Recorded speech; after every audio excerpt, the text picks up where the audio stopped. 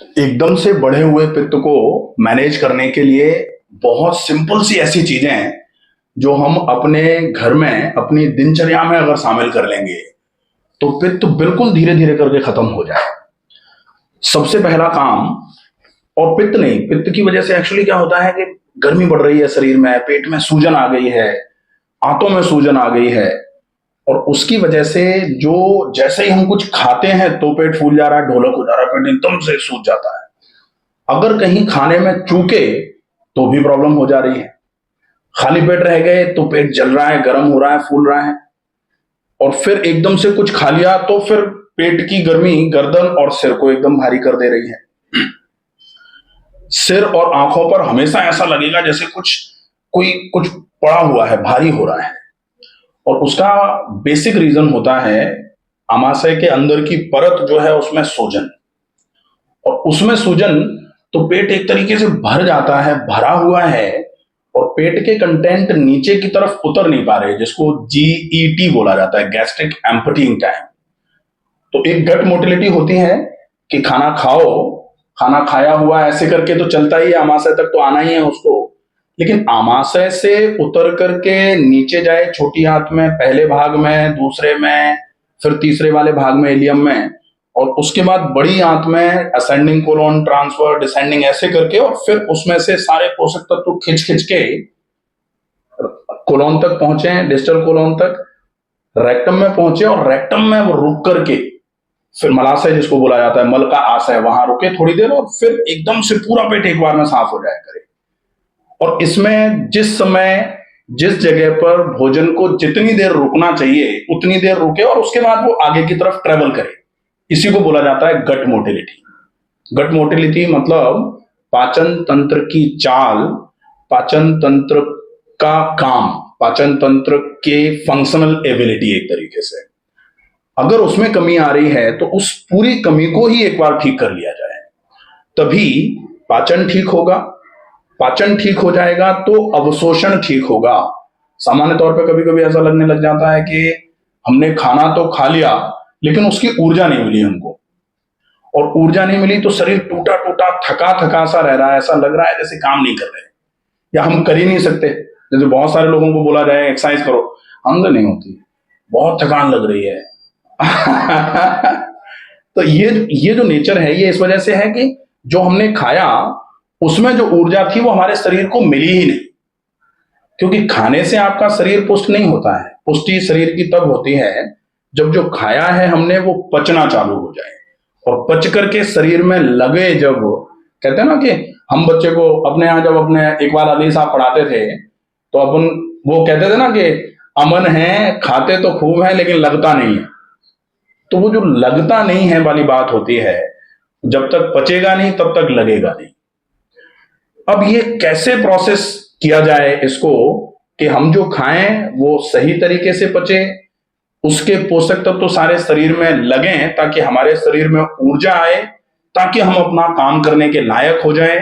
और जब काम करेंगे या व्यायाम करेंगे तो शरीर की चाल जो है वो ठीक होगी, आंतों की चाल ठीक होगी, फिर जो हम काम करना चाह रहे हैं वो काम करने के लायक हो जाएंगे, और फिर हमें भूख भी लगेगी क्योंकि हमने कुछ काम किया है। ये पूरा का पूरा साइकिल बिगड़ जाता है। हमने खाना खाया, वो पचा नहीं, शरीर में लगा नहीं, शरीर को ऊर्जा नहीं मिली, इसलिए हमने काम नहीं किया, और काम नहीं किया तो दोबारा भूख नहीं लगी। तो एक साइकिल बन गया कि भूख नहीं लगती, खाना नहीं खाते, कमजोरी रहती है, काम नहीं कर पाते, और काम नहीं कर पाते तो फिर से भूख नहीं लगती, तो भूख नहीं लगती तो फिर खाना नहीं खाते, पूरा साइकिल। अब इस साइकिल को अगर तोड़ना है तो लोग हमेशा ये सोचते हैं कि हम जग नहीं पाते, हमको कुछ ऐसी व्यवस्था कर दो कि हम सो नहीं पाते। सोने का कहते हैं ना कि हमको नींद ही नहीं आती रात को, और लोग ये चाहते हैं कुछ ऐसी दे दो दवाई जो हमको नींद आ जाया करे।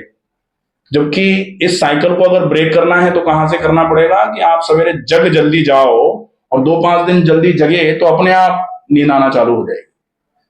रात को 2 बजे तक, 3 बजे तक नींद नहीं आई, और सवेरे 4 बजे सोए लेकिन 12 बजे तक सोते रह गए, किसी ने जगाया नहीं कि सो लेने दो, रात को 4 बजे सोए हैं, तो वो एक साइकिल बन जाता है।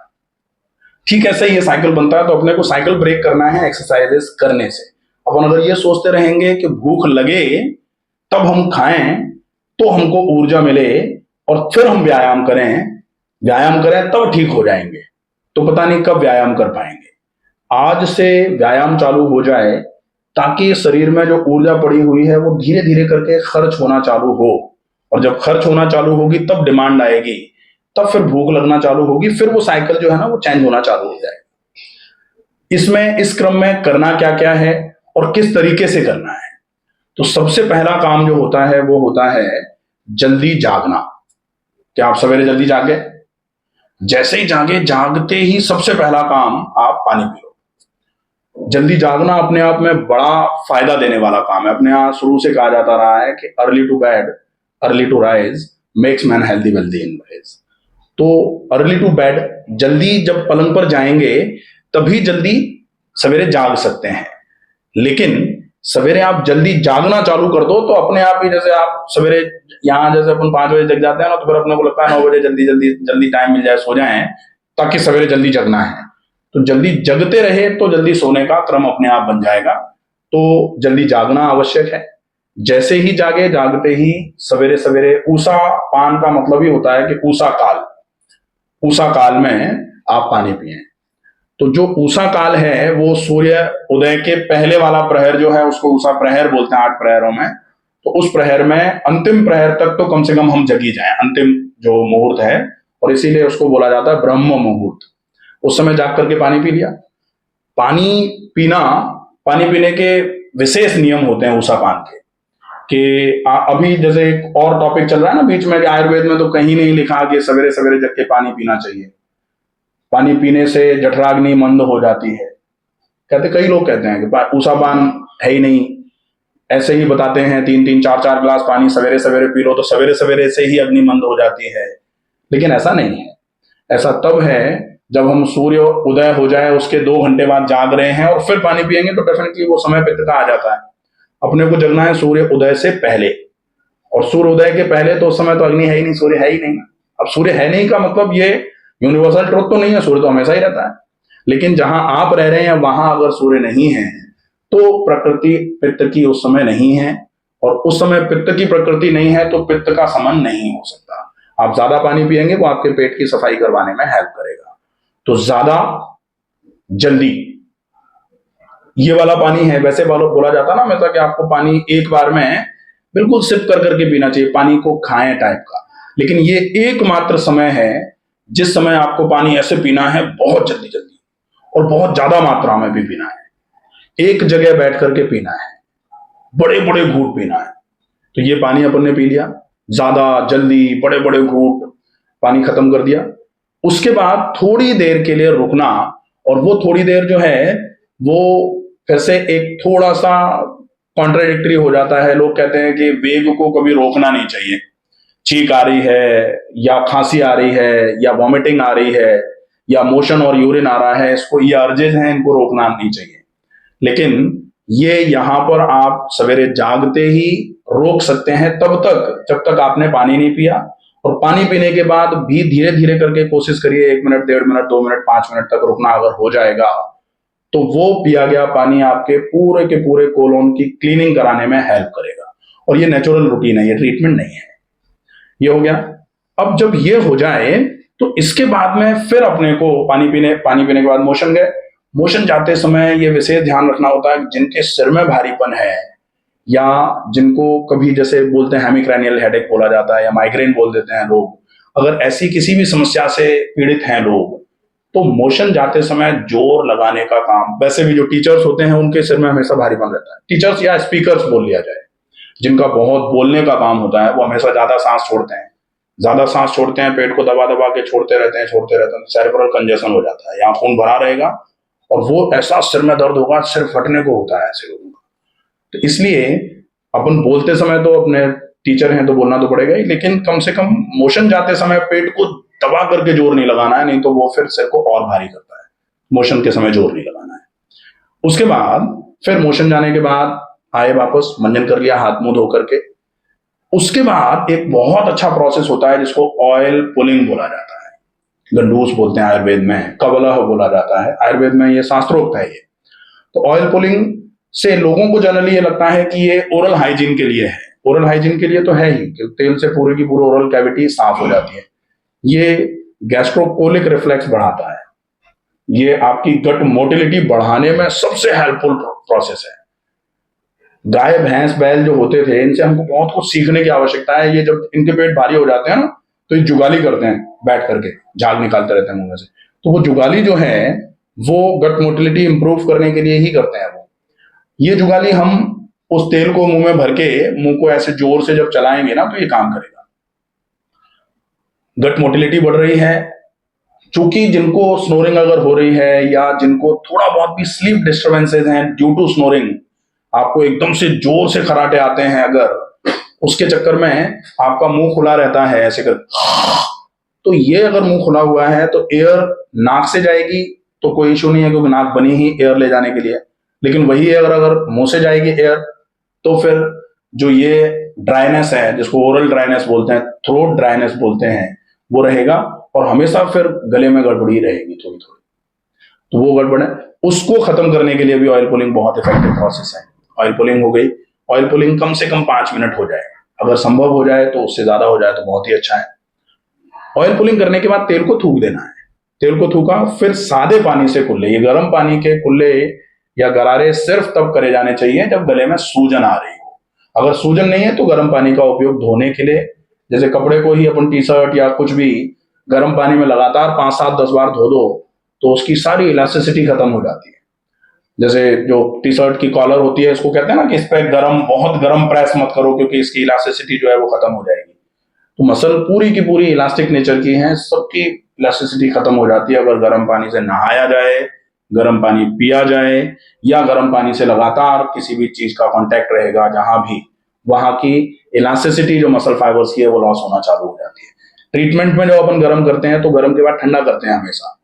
गर्म ठंडा हर जगह नेचुरोपैथी में गर्म ठंडा है ना, गर्म ठंडा कटी स्नान, गर्म ठंडा सेक, थायराइड के लिए गर्म ठंडा सेक, या फिर केवल गर्म कर रहे हैं तो फिर कोशिश करते हैं कि पेन मैनेजमेंट के लिए या जहां स्पाज्म है केवल वहीं किया जाए, ठीक है, तो वो हो जाएगा। उसके बाद में फिर नस्य कंपल्सरी प्रोसेस है। अगर नस्य हो जाएगा, नस्य इसलिए जरूरी है क्योंकि अगर नस्य हुआ तो नाक खुली रहेगी, और नाक खुली रहेगी तो बहुत अच्छे तरीके से सांस अंदर तक जाएगी, फेफड़ों में ज्यादा से ज्यादा ऑक्सीजन पहुंचेगी, और वो ऑक्सीजन पूरे शरीर में अच्छे तरीके से सर्कुलेट हो पाएगी। तो नस्य कंपल्सरी है। नस्य करने के बाद फिर एक्सरसाइजेज हो। अब एक्सरसाइजेज में ध्यान रखना है, एक्सरसाइजेज अपने को अभी फिलहाल सिर्फ जॉइंट एक्सरसाइजेज करनी है, क्योंकि जितनी भी मसल्स हैं, एक एक मसल की स्पेसिफिक मूवमेंट्स की एक्सरसाइजेज अगर हो जाएं और बहुत इजी, आप पहले पहले चाहो तो 2 2 5 5 बार ही रिपीट कर दो, उसके बाद धीरे धीरे करके 1 1 2 2 रेपिटेशन बढ़ाते हुए 10 रेपिटेशन पे पहुंच जाएं, और उसके बाद 20 पे पहुंच जाएं। 20 रेपिटेशन अपने को जरूरत नहीं है कि मयूरासन किया जाए अभी, या फिर हम तो चक्रासन ही करना चाह रहे हैं, कोई जरूरत नहीं। आसन भी नहीं हो पा रहे, कोई बात नहीं, पहले लूजनिंग व्यायाम, जिसको सूक्ष्म व्यायाम बोला जाता है, वहां से शुरुआत कर लेंगे।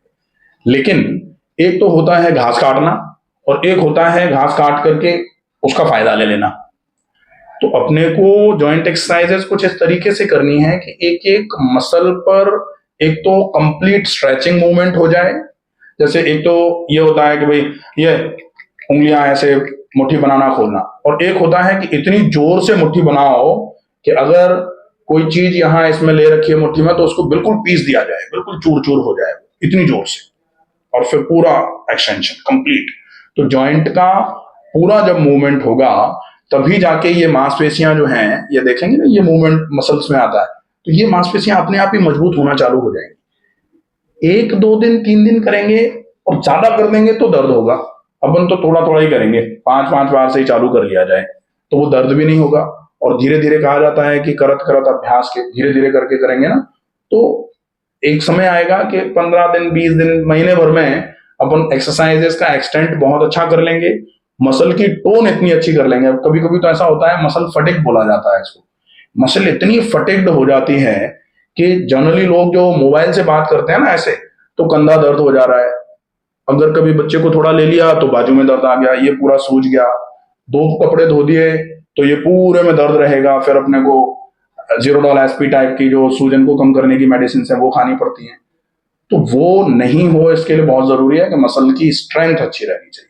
मसल स्ट्रेंथ बढ़ाने के लिए जॉइंट एक्सरसाइजेस बेस्ट तरीका है।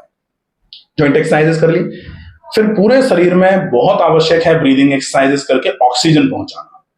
अगर पूरे शरीर की कोशिकाओं में सही ऑक्सीजन पहुंचता रहा, बहुत इफेक्टिव तरीका है, बहुत बढ़िया फायदा होगा। ऑक्सीजन पहुंचाने के लिए अनुलोम विलोम, डीप ब्रीदिंग, और एक जो ये भारी रहता है इसके लिए भ्रामरी कर लिया थोड़ा सा, और पूरा करने के बाद थोड़ी देर के लिए शवासन कर लिया। ये अच्छा है। इतना एक्सरसाइजेस भी अगर रेगुलर हो जाएंगी बहुत है। ये एक्सरसाइजेस करने के बाद अब अपने को अगर कंप्लीट ओवरऑल हेल्थ को मेंटेन करना है तो बहुत जरूरत है कि जो शरीर की गंदगियां निकालने वाली नालियां या नाले हैं उनको पूरा साफ किया जाए। क्योंकि कोई भी चीज, जैसे घर में ही अगर मान लो नाला चौक हो जाए ड्रेनेज वाला, तो पूरे घर में बदबू आना चालू हो जाती है। ठीक ऐसे ही ईश्वर ने शरीर की शुद्धि बनी रहे इसके लिए शरीर में कुछ एलिमिनेटिव चैनल्स लगाए हैं। पहला और सबसे बड़ा नाला जिसको बोला जाता है वो है आपका डाइजेस्टिव ट्रैक्ट, जिसमें एनस आता है, eliminative channel. Bio intestine, complete गंदगी जो भी सॉलिड वेस्ट है वो पूरा का पूरा निकल जाया करे, कचरा सारा।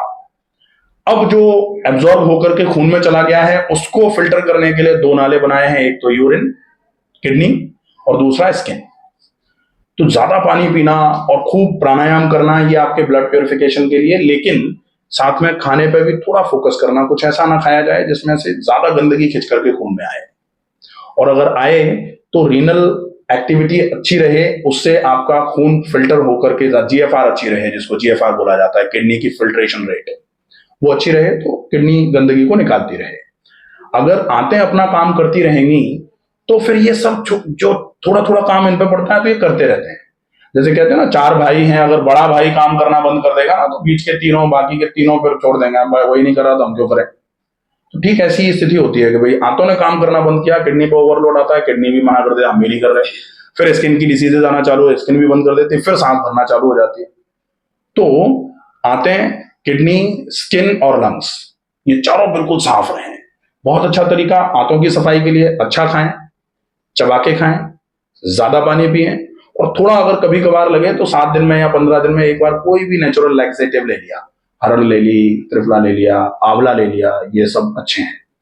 तो ये लेंगे तो एक बार आते हैं, जो भी 7 दिन के या 14 दिन का जो भी सॉलिड एक्सक्रीटा थोड़ा बहुत जमा होता है वो निकल जाया करे। ज्यादा पानी पीना, कभी कभार गोखरू ले लेना, गोक्षुरादि जो गोक्षुरा बोला जाता है, जिसको काफी इफेक्टिव है, तो वो किडनी फंक्शंस को बहुत अच्छे तरीके से इंप्रूव करने का काम करता है। थोड़े डायूरेटिक्स ले लिए, लौकी का जूस है, नारियल का पानी है, जौ का पानी है, ये ले लिया, तो इससे किडनी फंक्शंस अच्छे रहेंगे।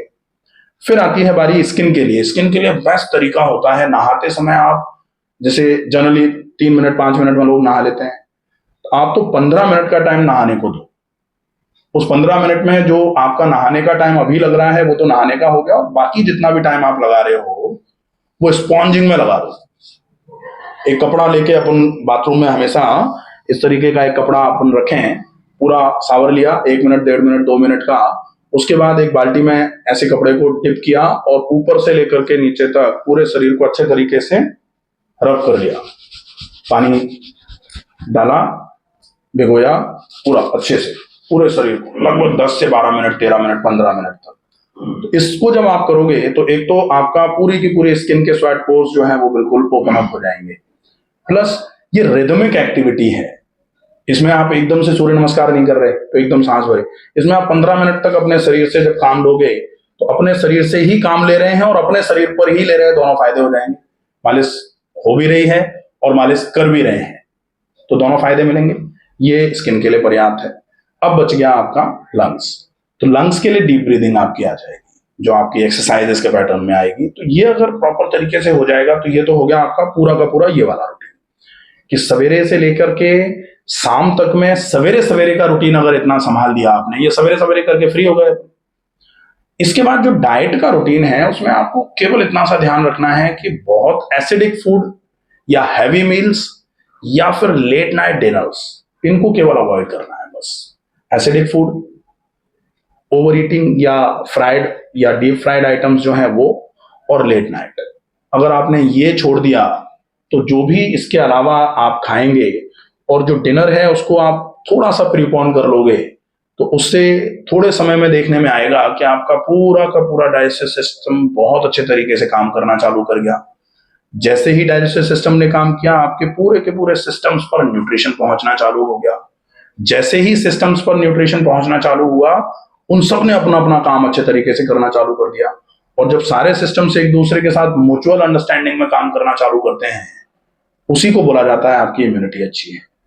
और जैसे ही वो सही हुई तो बॉडी हील्स इटसेल्फ की मैकेनिज्म पर बॉडी अपने आप ही एक्ट करना चालू कर देगी। फिर अपने को बाहर से कुछ ही नहीं चाहिए, अंदर शरीर अपने आप को सारी थायराइड, आपका शुगर का लेवल, या फिर बीपी ज्यादा है, या फिर और कोई प्रॉब्लम है, या गट मोटिलिटी में थोड़ी बहुत दिक्कत जो रह गई है, वो सब अपने आप बॉडी अपने आप ही ठीक करना चालू करेगी। इसलिए नेचुरोपैथी के फर्स्ट प्रिंसिपल में ही लिखा हुआ है, फर्स्ट प्रिंसिपल ऑफ नेचुरोपैथी यही है, बॉडी हील्स इटसेल्फ। और उसको अगर एक बार एक्टिवेट कर दिया ना, तो फिर और कुछ भी नहीं करनी है, फिर वो ऑटो पायलट मोड पे चली जाती है बॉडी। आप कुछ नहीं करना, आपको आप आराम से मौज करो, आप शरीर बिल्कुल ठीक अपने आप को खुद ही कर लेंगे। ठीक है।